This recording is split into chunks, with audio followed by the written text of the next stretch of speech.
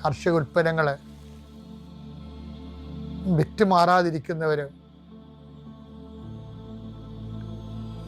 അത് വിറ്റുമാറിയില്ലെങ്കിൽ ജീവിത കാര്യങ്ങൾ നിറവേറാതെ തടസ്സപ്പെട്ട് കിടക്കുന്നവരെ ഈശോ നാമത്തെ ആശീർവദിക്കുന്നു. വിറ്റുമാറാനുള്ള സാധനങ്ങൾ, വള്ളങ്ങളുണ്ടാകും, വലകളുണ്ടാകും, വീടുണ്ടാകും, സ്ഥലമുണ്ടാകും, ഇങ്ങനെയെല്ലാം അതെല്ലാം പെൻഡിങ്ങിൽ കിടക്കുന്ന കാരണം നിൻ്റെ കടങ്ങളുടെ പലിശകൾ കൂടുന്നവരുണ്ട്. കർത്താവേ, ഞാൻ അവരെ കൃപാസ്ഥാനത്താരെ ജീവനോടെ പ്രത്യക്ഷപ്പെട്ട അപ്പം മാതാവിൻ്റെ പ്രത്യക്ഷീകരണ ദിനങ്ങൾ അനുസ്മരിക്കുന്ന ഈ വലിയ അനുഗ്രഹത്തിൻ്റെ കാലഘട്ടത്തിൽ മാതാവിൻ്റെ പ്രത്യക്ഷീകരണത്തിൻ്റെ അടിസ്ഥാനത്തിൽ യേശുവിൻ്റെ നാമത്തിൽ ഞാൻ മക്കളെ ആശീർവദിക്കുന്നു. ഇതേ പിതാവും പുത്രനും പരിശുദ്ധാത്മാവിൽ നീക്കുവാമേ. എൻ്റെ പ്രിയപ്പെട്ടവരെ, നമ്മളെ ദൈവമായിട്ടുള്ള ഒരു മെറ്റീരിയൽ ട്രാൻസാക്ഷൻ, ഈ ആൾക്കാരുടെ വാസ്തവം എങ്ങനെയാണ്, ചാകണ വരെ ട്രാൻസാക്ഷൻ കൊമേഴ്ഷ്യൽ ട്രാൻസാക്ഷനാണ്.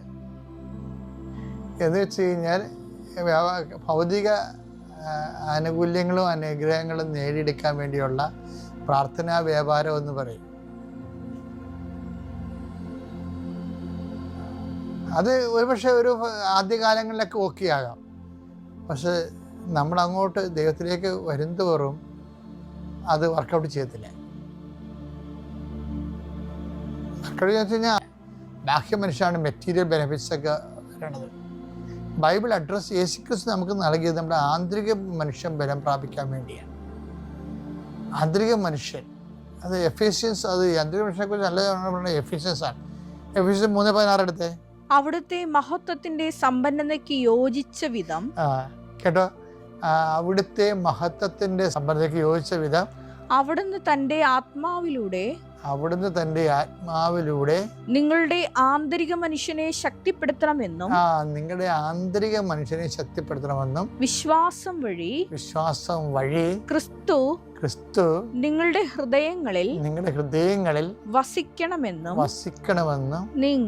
നിങ്ങൾ സ്നേഹത്തിൽ വേരുപാകി അടിയുറയ്ക്കണമെന്നും ഞാൻ പ്രാർത്ഥിക്കുന്നു.